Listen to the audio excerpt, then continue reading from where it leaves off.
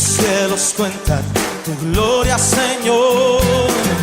El firmamento anuncia tus obras. De día y noche es oída su voz, proclamando tu grandeza.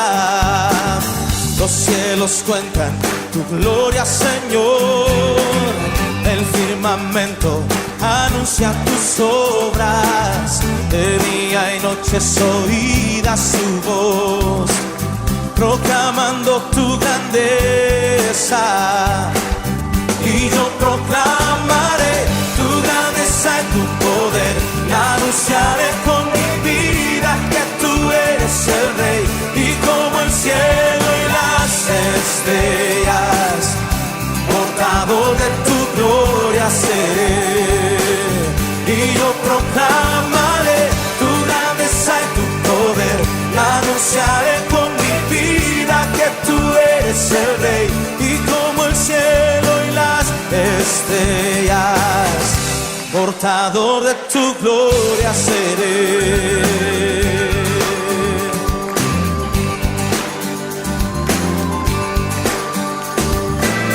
Los cielos cuentan tu gloria, Señor. El firmamento anuncia tus obras. De día y noche es oída su voz, proclamando tu grandeza. Los cielos cuentan tu gloria, Señor. El firmamento anuncia tus obras. De día y noche es oída su voz, proclamando tu grandeza. Y yo proclamaré tu grandeza y tu poder, y anunciaré con mi vida que tú eres el Rey. Y como el cielo y las estrellas, portador de tu gloria seré. Y yo proclamaré tu grandeza y tu poder, y anunciaré con mi vida que tú eres el Rey. Y como el cielo y las estrellas, portador de tu gloria seré. Y si tu poder y tu deidad son visibles en tu creación, quiero que sean visibles en mi vida, Señor.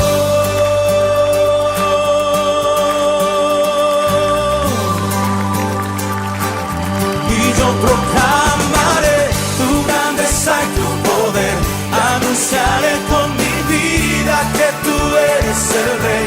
Y como el cielo y las estrellas, portador de tu gloria seré. Y yo proclamaré tu grandeza y tu poder, anunciaré con mi vida que tú eres el Rey. Y como el cielo y las estrellas, portador de tu gloria seré. Y yo proclamaré tu grandeza y tu poder, anunciaré con mi vida que tú eres el Rey. Y como el cielo y las estrellas, portador de tu gloria seré. Sí, Señor. Oh, oh. Sí, Señor. Ahora decláralo conmigo. Yo quiero ser portador de tu gloria. Yo quiero ser portador de tu gloria. Yo quiero ser portador de tu gloria. Yo quiero ser portador de tu gloria. Yo quiero ser portador de tu gloria. Yo quiero ser portador de tu gloria. Yo quiero ser portador de tu gloria. Yo quiero ser portador de tu gloria. Yo quiero ser portador de tu gloria. Yo quiero ser portador de tu gloria. ser portador de tu gloria. Yo quiero ser portador de tu gloria.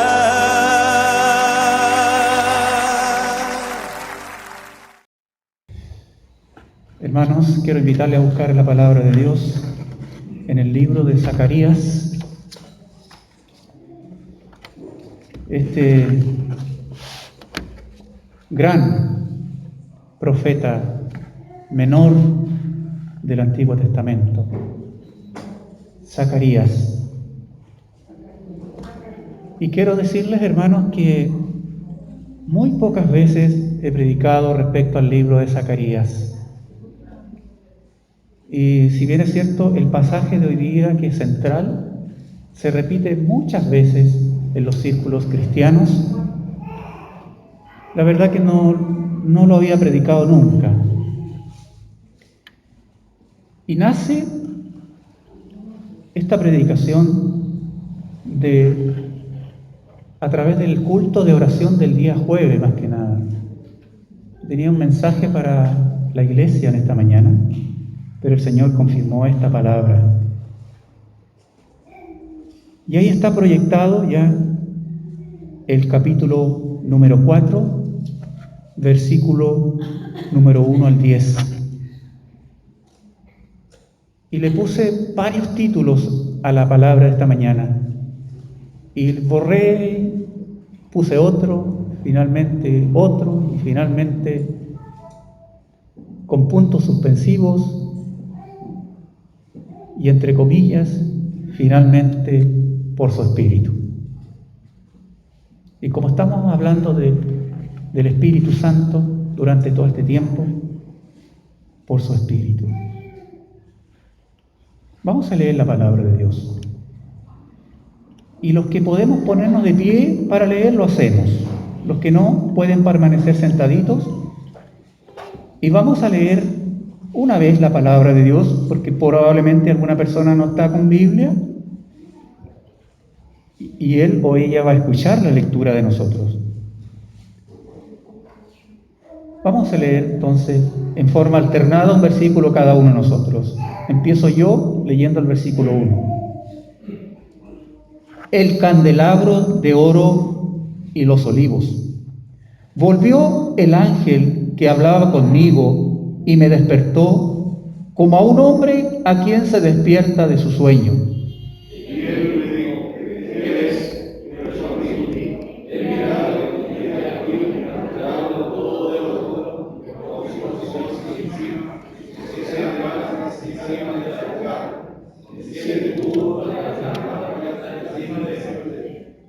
Junto al candelabro hay 2 olivos, el uno a la derecha del depósito y el otro a la izquierda.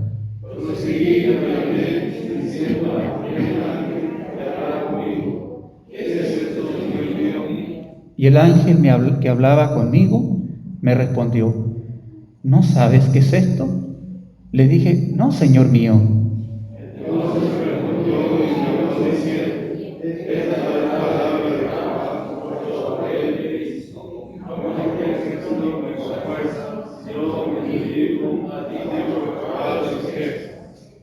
¿Quién eres tú, gran monte? Delante de Zorobabel será reducido a llanura. Él sacará la primera piedra entre aclamaciones de ¡qué bella es! Las manos de Zorobabel echarán el cimiento de esta casa y sus manos acabarán. Así conocerás que Jehová de los ejércitos me envió a vosotros.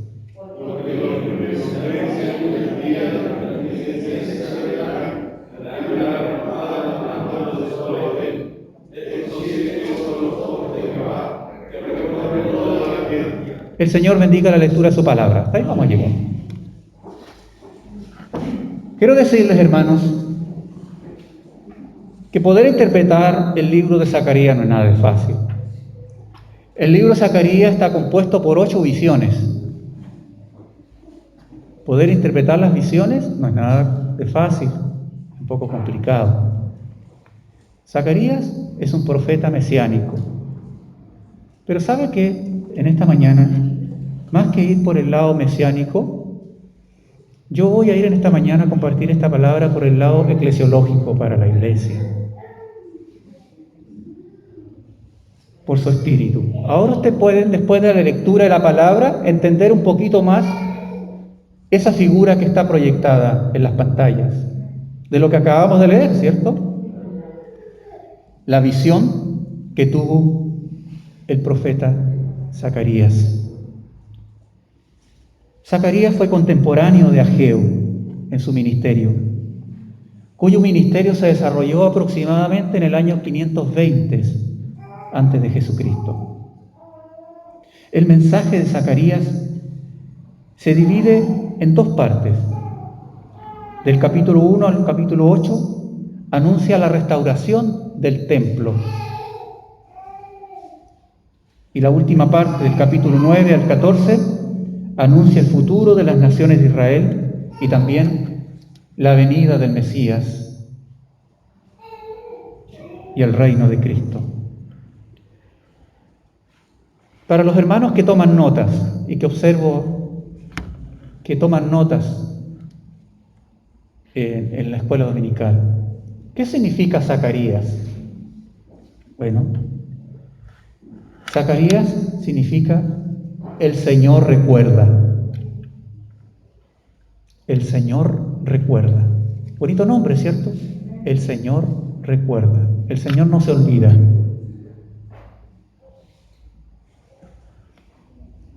Es un profeta, pero también sacerdote. Es interesante porque Zacarías, mire, nació en el exilio babilónico. Y Zacarías, en el tiempo cuando Ciro, el rey de Persia, dio autorización para la liberación de los cautivos israelitas para que regresaran a restablecer su tierra, regresaron aproximadamente unos 50.000 personas. Y dentro de esas 50.000 personas venía también Zacarías. El pueblo de Israel fue liberado después de 70 años de estar esclavo en Babilonia. Pero muchos de ellos, imagínense hermano, 70 años de esclavitud en Babilonia. Pensemos un poquito, pensemos en las generaciones que nacieron en Babilonia. 70 años.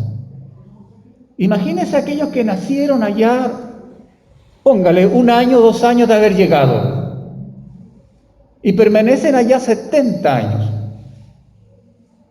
¿Cómo se cría esa gente, esa generación? ¿Cómo se forma? Rodeado de una nación pagana, idólatra. Lo único que escuchan de los viejos y tienen añoranzas de un país llamado Israel y lo que ocurría allá.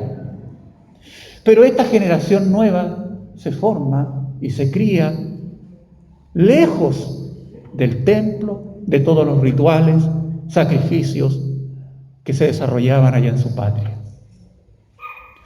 ¿Qué ocurre en 70 años?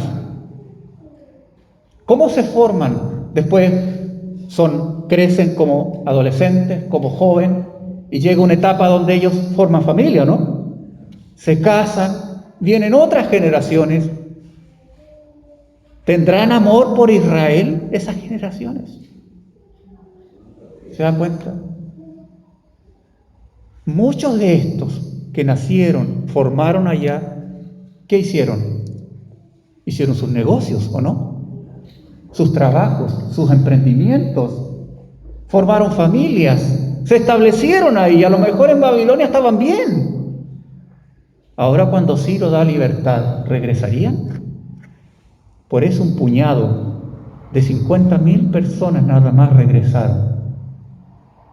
Y a lo mejor dentro de ese grupo de 50.000 personas, como los viejos, les les contaban las maravillas de Dios y todo lo que ocurría allá en Israel. Venían expectantes a su nuevo país. Para ellos era una aventura y se imaginaban lo que sus viejos durante tanto tiempo le habían contado.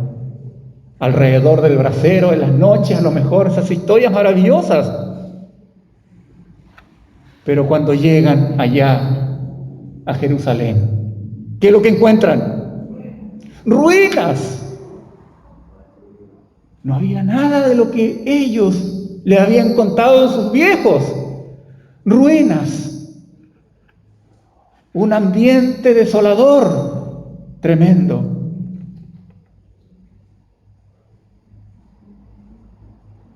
¿Cuántos? Pero de los que quedaron allá, quedaron cautivos todavía. Echaron raíces.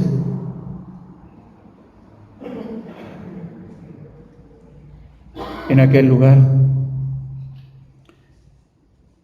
Pero Dios no quiere un pueblo en cautiverio.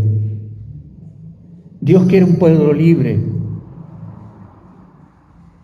Ellos deben volver a Jerusalén. Si están en cautiverio allá, es imposible que Dios los use. Deben volver a Jerusalén.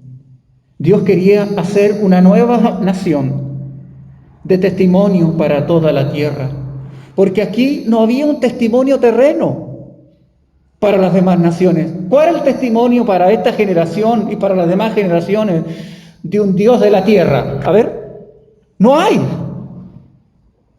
¿De qué Dios de la tierra me están hablando si ustedes son esclavos? Están en terreno que no es de ustedes. Por eso es necesario regresar, para que el Dios al cual ellos oran, porque oran a un Dios de los cielos, pero falta que Dios sea el Dios de aquí, de la tierra.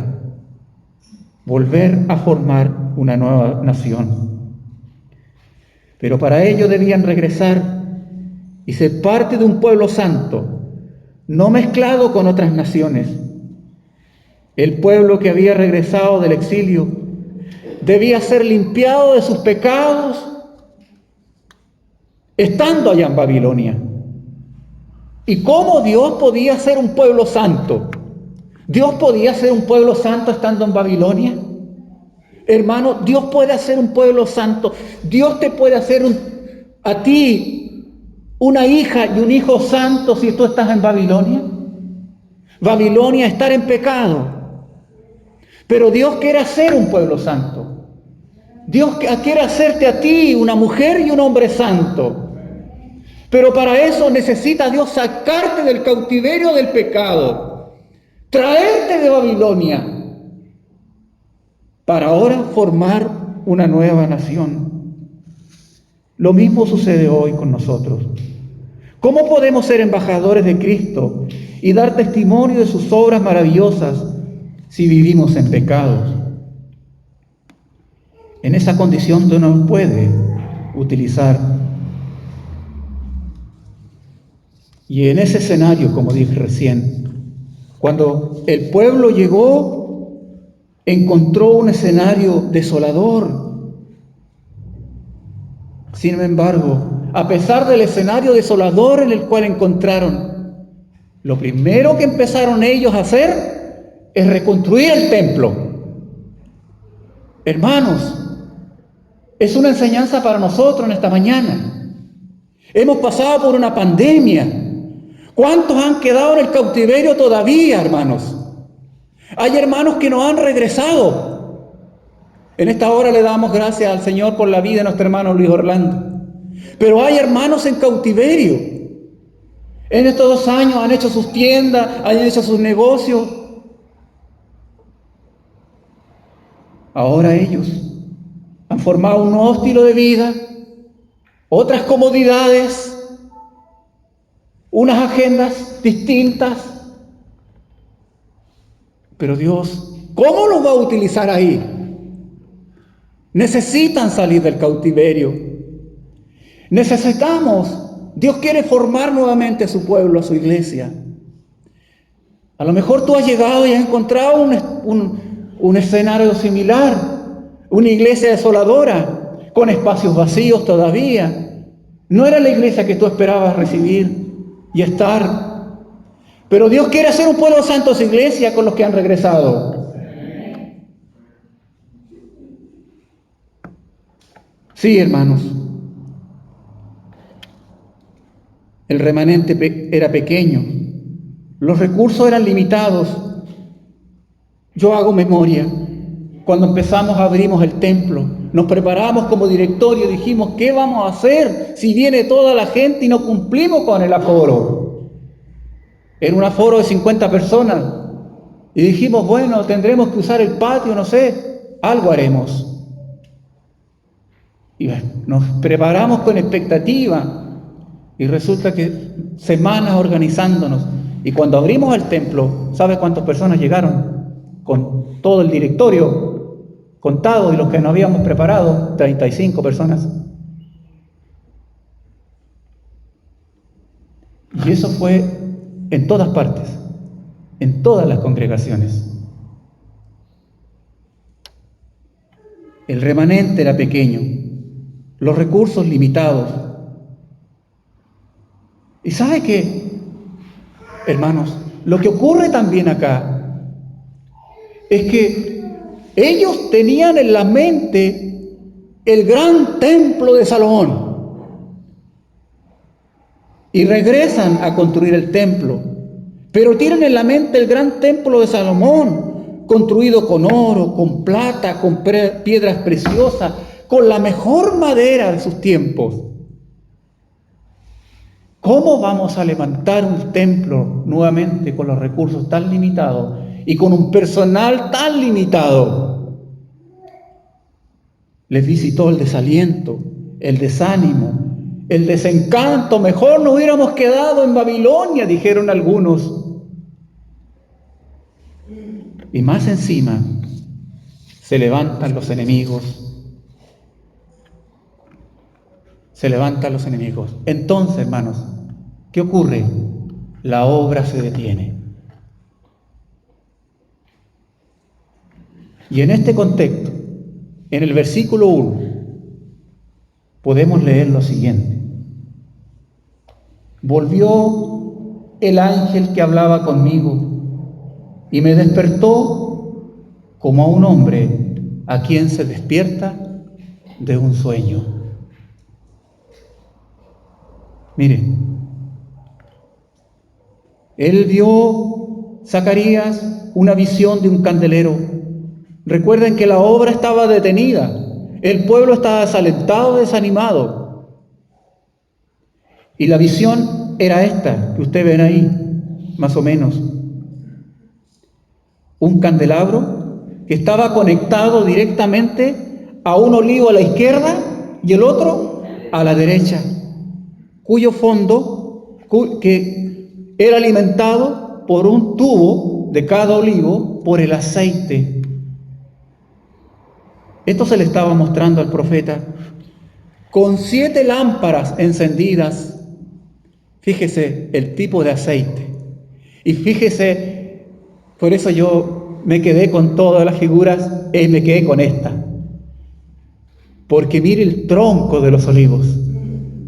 Y es más, el pintor de esto se imaginó aún incluso olivos con aceitunas.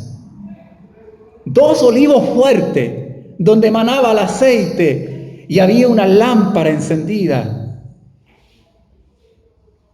Y es la pregunta, ¿qué ves? Veo un candelabro de oro macizo, con un depósito arriba, con sus 7 lámparas y sus 7 tubos para las lámparas que están encima de él. Y junto al candelabro hay 2 olivos, el uno a la derecha del depósito y el otro a la izquierda. ¿Qué es esto, Señor mío? Con humildad pregunta el profeta. ¿No sabe lo que es esto? No, Señor mío. ¿Cuál es la interpretación? ¿Sabe, hermano? Es una bendición para los levitas tener la responsabilidad de servir en el templo. ¿Ah, no? Es una bendición para el sacerdocio levítico ser elegido para poder ministrar en el templo. Pero una de las tareas más tediosas, a lo mejor, era precisamente hacerse cargo de las lámparas. Las lámparas, había que hacerles mantención constantemente, había que sacarle el hollín, el sarro, fijarse que la mecha esté bien. Y no solamente eso, sino constantemente estarla realimentando de aceite nuevo. La tarea de los levitas.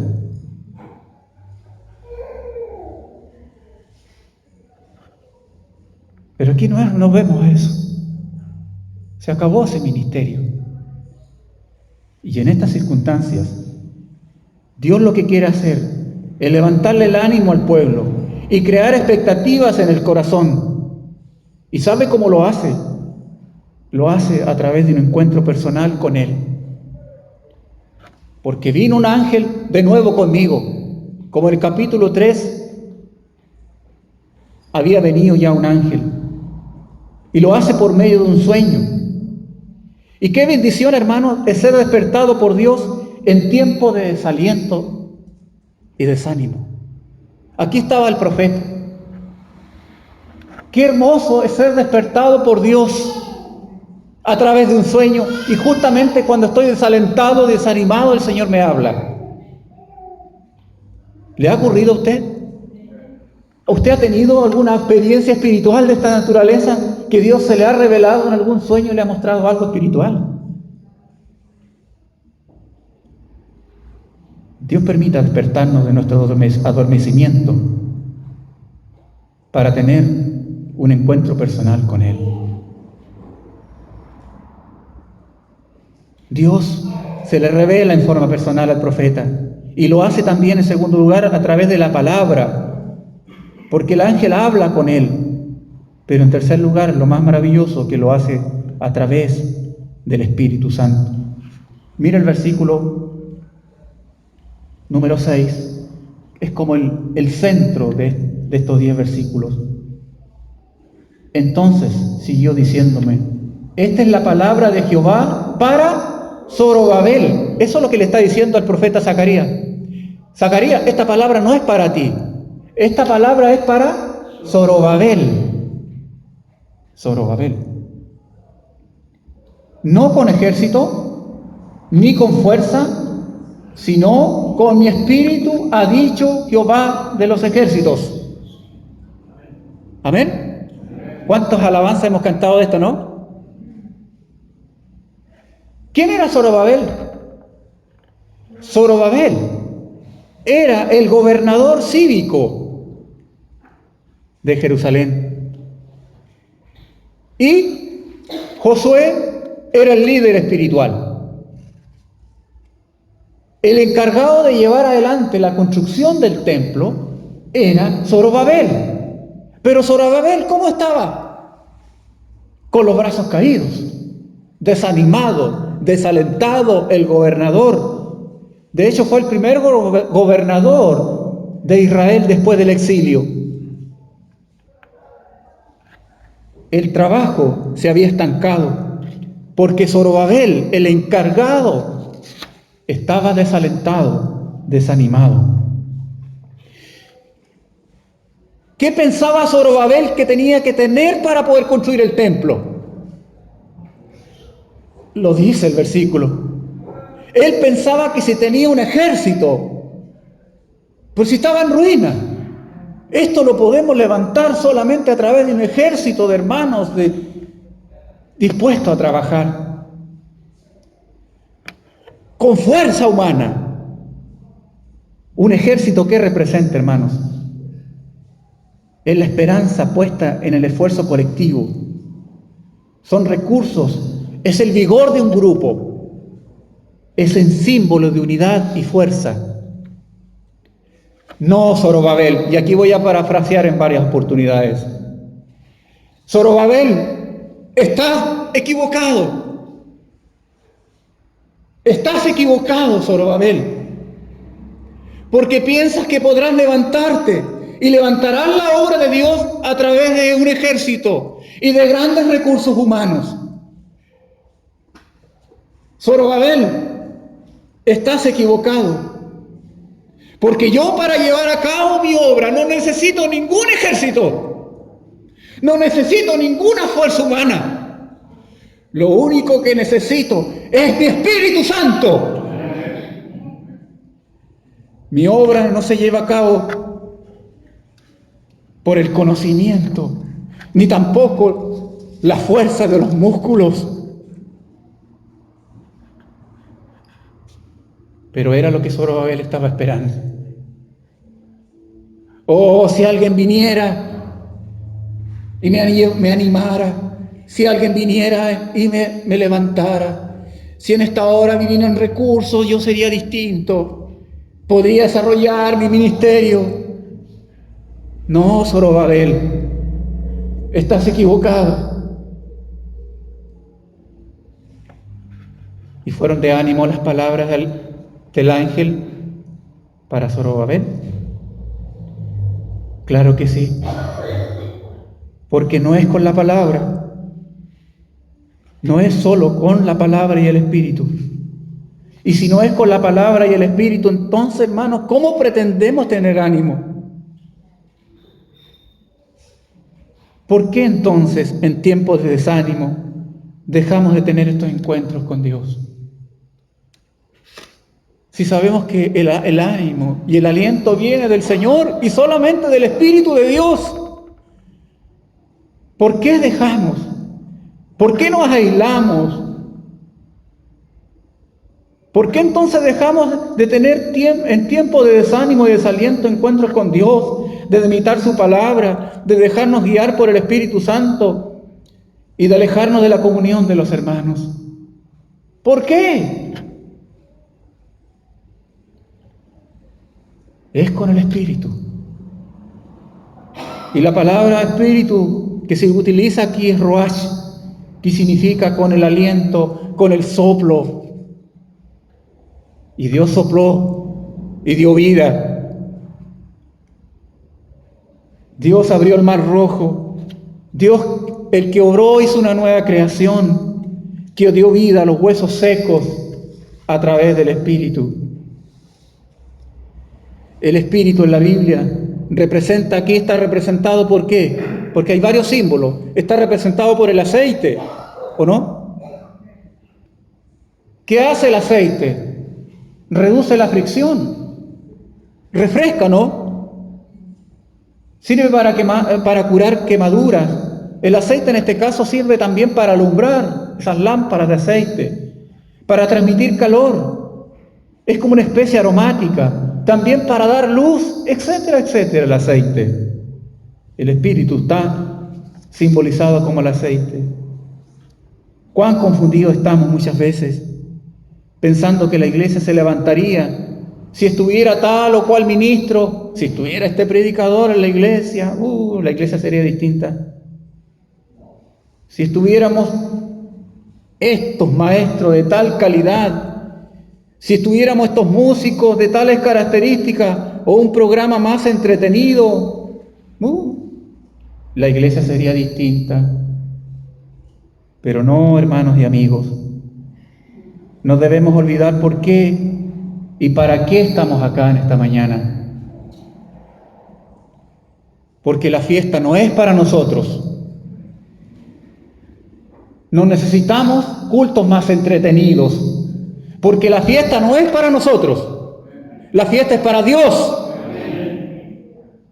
Y eso no debemos olvidarnos. Porque si queremos cosas más entretenidas, entonces estamos pensando en nosotros. Podemos tener una bonita celebración, como a usted tal vez le gusta, pero al irse a su casa seguirá viviendo en la carne como un incrédulo. Sí. No, dice él. Cuando la obra es hecha a través de nuestras propias fuerzas, nosotros nos llevamos los aplausos. Nosotros nos llevamos el crédito. Lo hizo muy bien. Nosotros nos llevamos los aplausos. Pero cuando la obra es realizada por el Espíritu Santo, toda la gloria es para Dios. Toda la gloria es para Dios. Zorobabel estaba desanimado y detenido y no avanzaba. Más le enseñaría que su obra se haría efecto a pesar de su fragilidad humana. Nota esto. El Señor le mostraría a Zorobabel que su obra se va a llevar efecto a pesar de su fragilidad y de sentirse solo y sola. Y el Señor pregunta, observe usted lo que le pregunta en el versículo número 7. ¿Quién eres tú, gran monte? ¿Sabe qué? Para Dios no hay grandes montes imposibles de superar. ¿Quién eres, gran monte? Zorobabel, ¿cuál es tu gran monte? Zorobabel, tú estás encargado de llevar a efecto el ministerio para el cual te he llamado. Pero tú tienes un gran monte. ¿Cuál es tu gran monte? Zorobabel, y esto es para nosotros en esta mañana, ¿cuál es tu imposible por el cual no puedes llevar adelante el llamado o el ministerio? ¿Cuál es tu imposible? ¿Qué es lo que está deteniéndote? Zorobabel, ¿cuál es tu gran monte que te impide avanzar en mi obra? El gran monte, Zorobabel, no está muy claro, hermanos. Algunos dicen que a lo mejor era el monte Gerizim, porque ahí se desarrollaban cultos idólatras, los samaritanos. Otros dicen que a lo mejor eran los enemigos que se oponían al desarrollo de la obra. Pero lo cierto es que era algo que estaba deteniendo a Zorobabel. Sea lo que sea, para él era un gran monte. Y le pregunto a usted en esta mañana, ¿cuál es el suyo? ¿Cuál es el monte grande que le impide avanzar en el Señor? ¿Es un hijo? ¿Es una hija? ¿Cuál es? ¿Alguna adicción en la cual estás? ¿Cuál es tu gran monte? ¿Alguna adicción? ¿La droga, el alcohol u otro? ¿Un problema de salud? ¿Un examen de grado? ¿Alguna relación tóxica que tienes y no puedes cortar? ¿Cuál es el monte que te impide avanzar en el Señor? ¿Un pecado inmoral? ¿Tus propios temores? ¿Tu carácter? ¿El alejamiento de la fe de alguien que amas? ¿Cuál es tu gran monte? ¿Qué está esperando para escalarlo, superarlo o allanarlo? Mires el versículo 7. ¿Quién eres tú, gran monte? Delante de Zorobabel serás reducido a llanura. Amén. Gran monte, delante de Zorobabel serás reducido a llanura.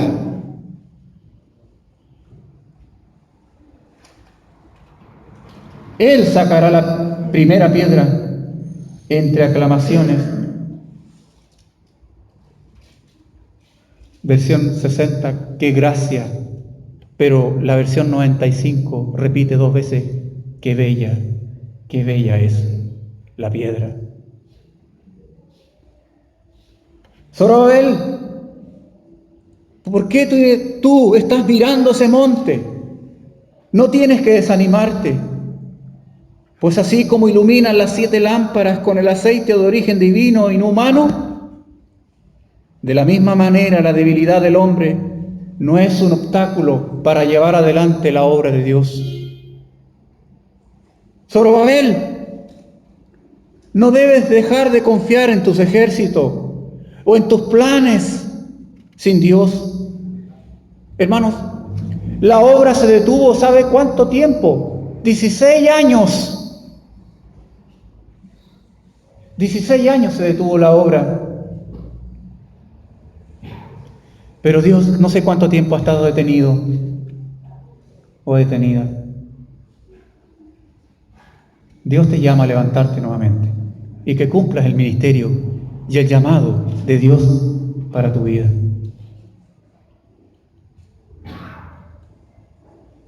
Zorobabel, otra cosa. Te serán quitados todos tus obstáculos. ¿Y sabes qué? Te tengo una buena noticia, Zorobabel. Tú sacarás la primera piedra. Mire qué bonito. Voy a derribar tus montes, Zorobabel, todos tus impedimentos, y tú vas a tener la bendición de sacar la primera piedra. Tú. Y no solamente eso, sino vas a tener la bendición de colocar la última piedra.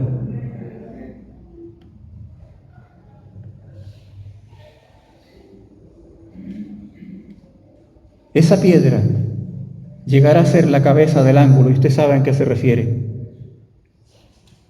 Ahora le dice en el versículo 9, las manos de Zorobabel echarán el cimiento de esta casa y sus manos la acabarán. Así conocerás que Jehová de los ejércitos me envió a vosotros. Zorobabel, ahora levántate. ¿Y sabes qué? El trabajo lo vas a hacer con tus propias manos. Levántate. ¿Y sabes por qué? Porque yo soy Dios. Y yo, Dios, no hago nada a media. Es lo que el Señor le está diciendo. Nos dice Filipenses capítulo 1, versículo 6. Estando persuadido de esto, que Él comenzó en vosotros la buena obra, la perfeccionará hasta el día de Jesucristo. Una otra enseñanza. Zorobabel. Zorobabel, les traigo el contexto. Un grupo pequeño, sin recursos humanos. El gobernador, ¿cómo voy a llevar adelante la obra? No va a quedar un templo tan esplendoroso como el de Salomón. Y él le dice en el versículo número 10, donde fue el último versículo que leímos, porque los que menospreciaron el día de las pequeñeces se alegrarán al ver la plomada en la mano del Zorobabel. Zorobabel, no menosprecies lo pequeño. No menosprecies lo pequeño. La palabra habla que debemos dar gracias a Dios en todo y por todo. No menosprecies lo que Dios le ha dado, hermana. No menosprecies lo que Dios te ha dado. Lo que Dios te ha dado, da gracias al Señor. No menosprecies lo pequeño. Porque debes recordar que para Dios no hay cosa pequeña. Nosotros queremos todos los días decir al culminar la jornada, hoy fue un gran día. ¿O no? ¿Queremos terminar el día así? Hoy fue un gran día. Pero debemos reconocer que para nosotros hay días malos y otros muy malos.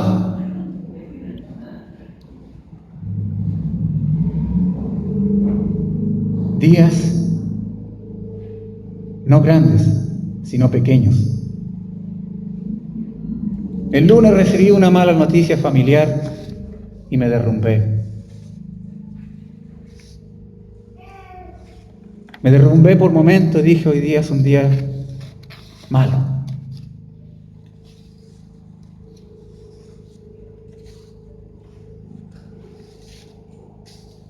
todos tenemos nuestros días. Pero Zorobabel, no debes menospreciar los días pequeños, las pequeñeces. Debemos lograr entender lo que para nosotros fue un día pequeño, para Dios fue un día de formación, fue un día de reparación en nosotros. El Salmo 46:10 dice: estad quietos, que yo soy Dios. Lo que para nosotros son días pequeños y malos, son días de formación en nosotros. Lo que para mí fue un día de olvidar, para Dios no fue un día perdido. Imagínense los días para olvidar que tuvo que pasar David, luego que él fue ungido rey siendo un adolescente. Para llegar a sentarse en el trono pasaron 15 años. Días para olvidar. Días pequeños tal vez. Pero por otro lado, nosotros a lo mejor queremos terminar el día y decir: hoy fue un gran día. Y mañana terminar el día y decir: hoy fue un gran día. Nosotros queremos todos los días grandes. Pero hermanos, ¿se imagina que todos los días fueran grandes?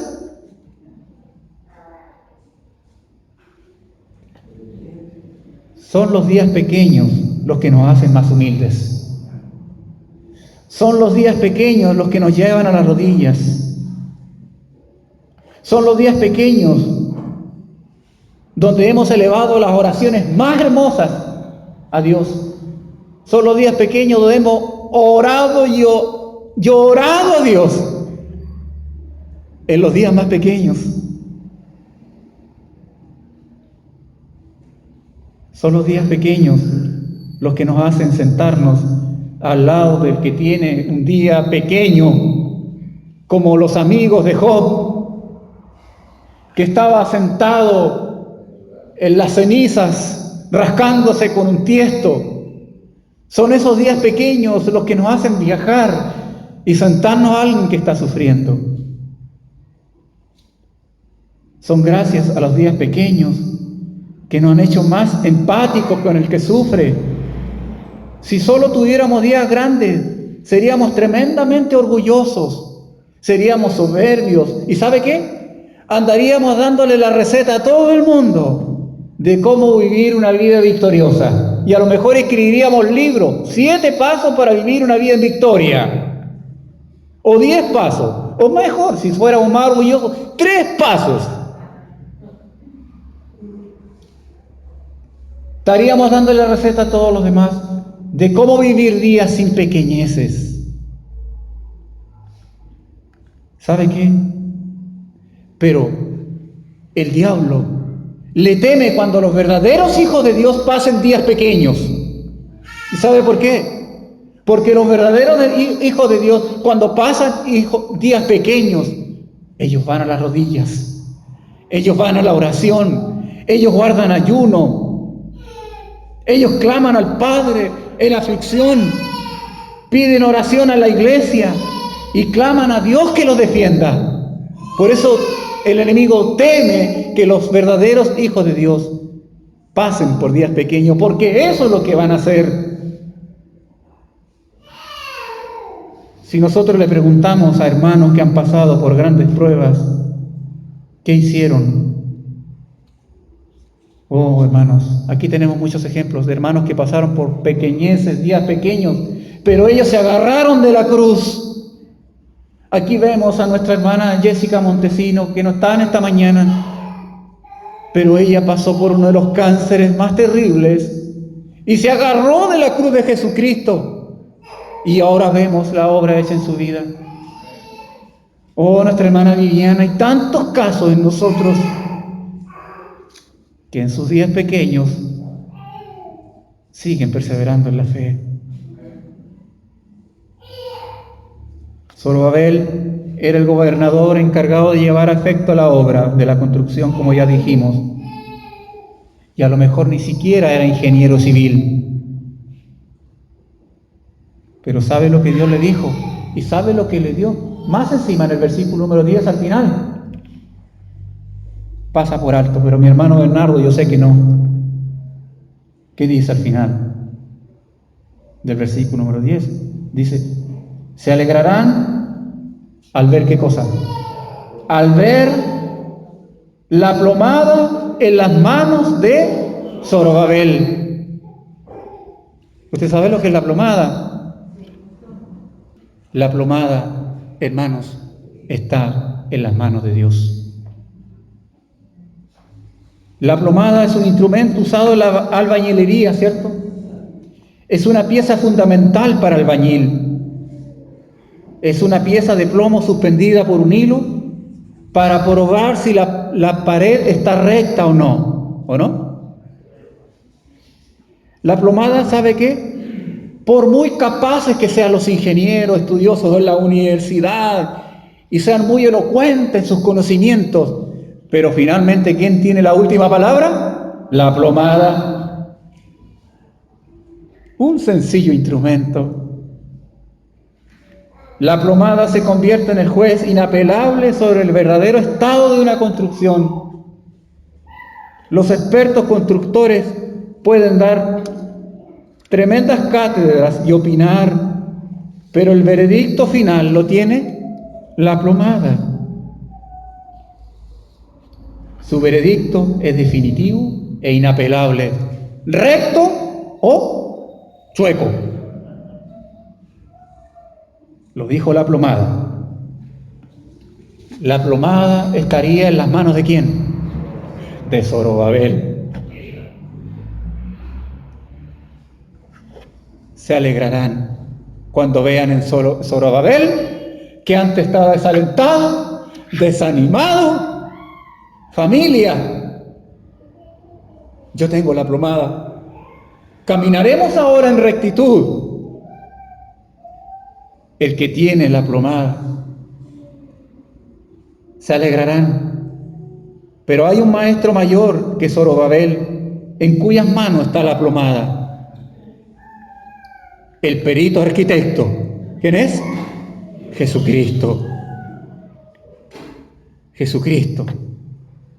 Quien dijo que no había que edificar nuestras vidas en la arena, sino en la roca. Él es quien ahora está preparando una morada para nosotros, y no chueca ni torcida. Imagine si la plomada estuviera en las manos de un ser humano. La edificación no estaría segura. Hermanos, la plomada está así como en Zorobabel. Está en las manos de Jesús, siempre vigilando la construcción de su templo espiritual.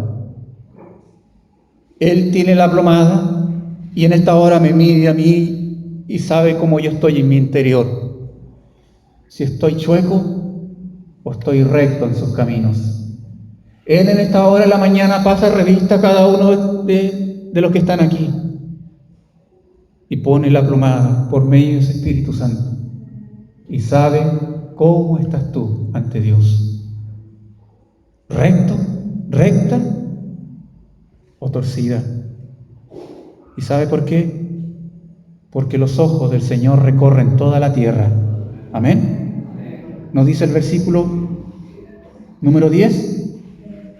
Al final, estos 7 son los ojos de Jehová, que recorren toda la tierra. El Señor es quien utiliza la plomada, y los que están desalineados tendrán que derribar aquello que está desalineado. Hermanos, no corresponde a nosotros juzgar a la iglesia del Señor, pues en las manos de Jesús está la plomada. No está en las manos suyas, ni en las mías, juzgar a la iglesia, porque Él sabe si la iglesia está recta o está torcida. Él es quien observa nuestras constantes desviaciones y desea que las corrijamos, que nos arrepintamos de nuestros pecados y que vivamos una vida en rectitud. Ahora mismo Él está usando su plomada en la iglesia y en los que han venido acá en esta mañana no por casualidad, sino porque Dios así lo permitió.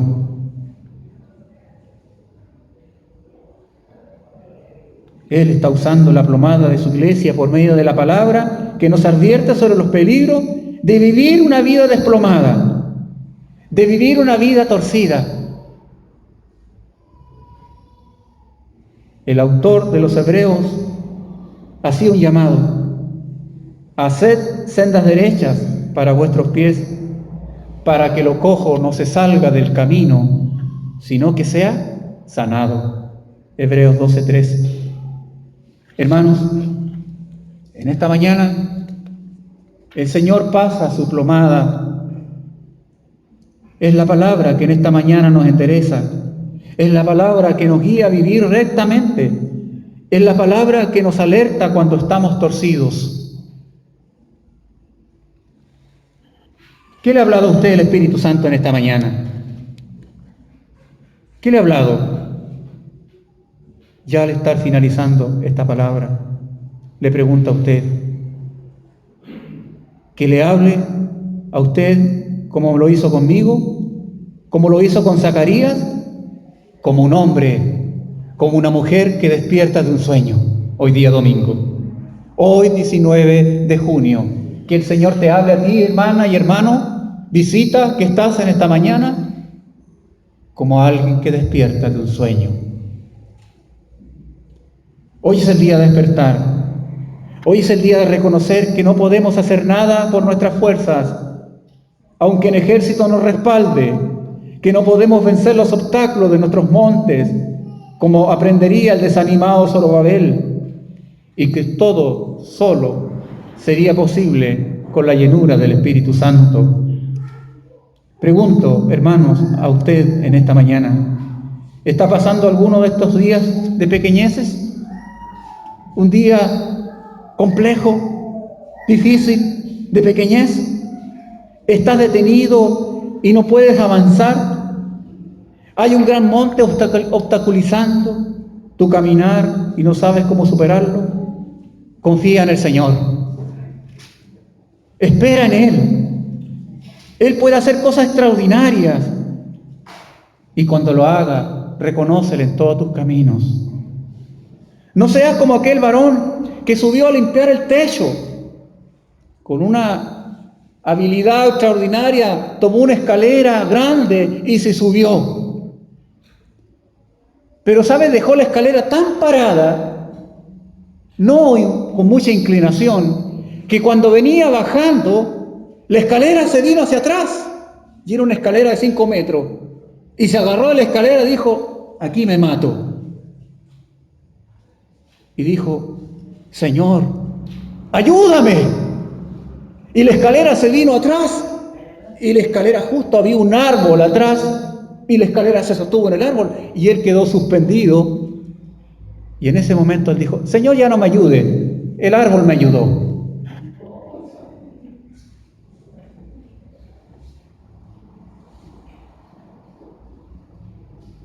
Ese es el problema de nosotros.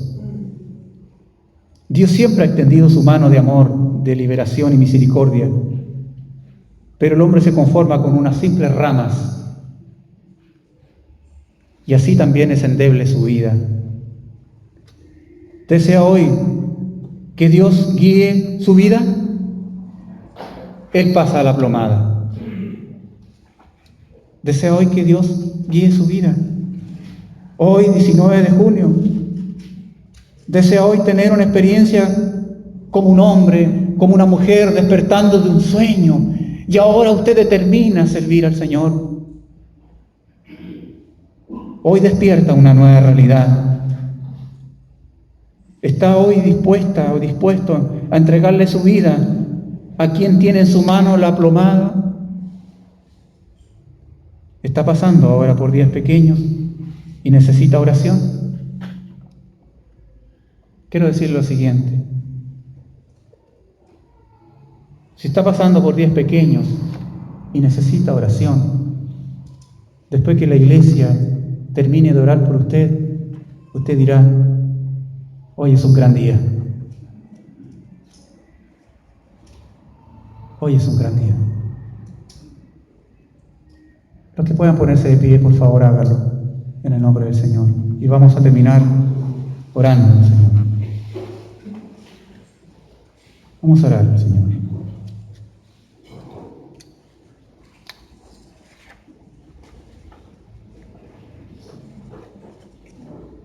Oremos.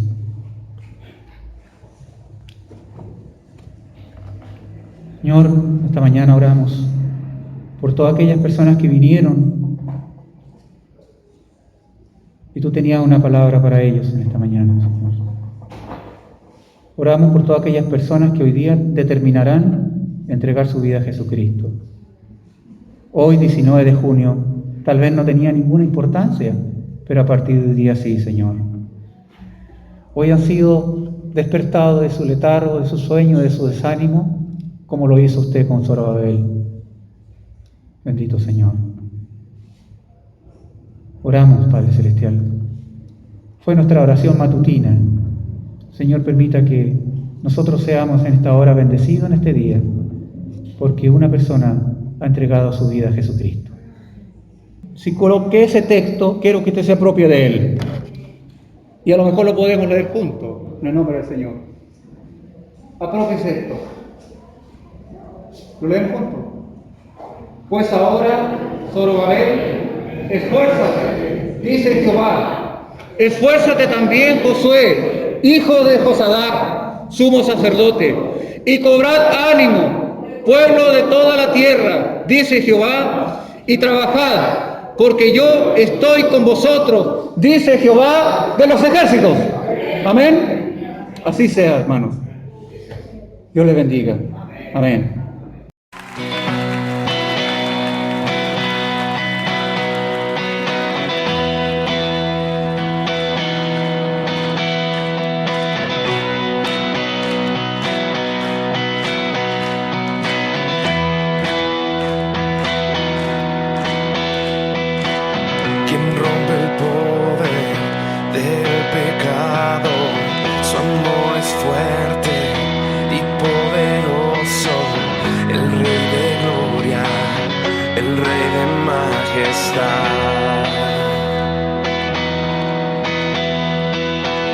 Conmueve el mundo con su estruendo y nos asombra con maravillas.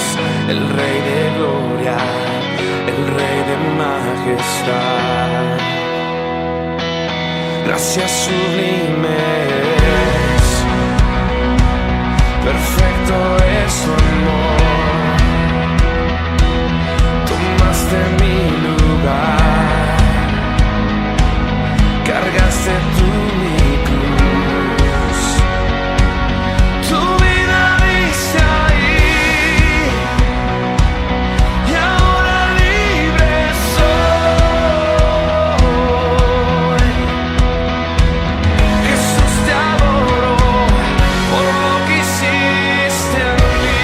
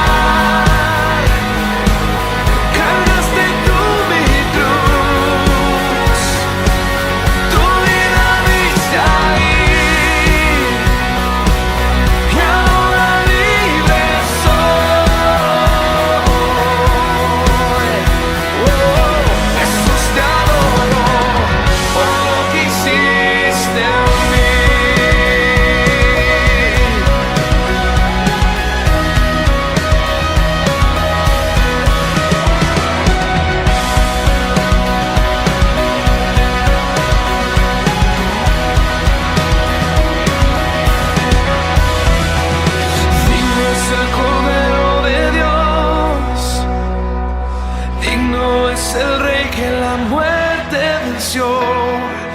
Digno es el Cordero de Dios, digno es el Rey que la muerte venció.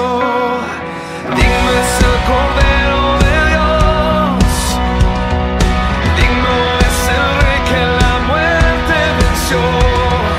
Digno es el Cordero de Dios, digno, digno. Gracias sublimes, perfecto es tu amor. Tomaste mi lugar, cargaste tú mi cruz. Tu vida diste ahí, y ahora libre soy. Jesús, te adoro por lo que hiciste en mí.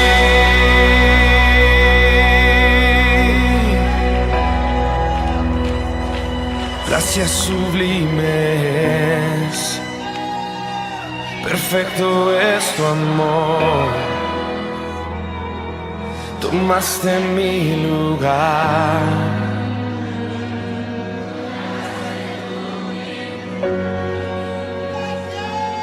Tu vida diste ahí, y ahora libre soy.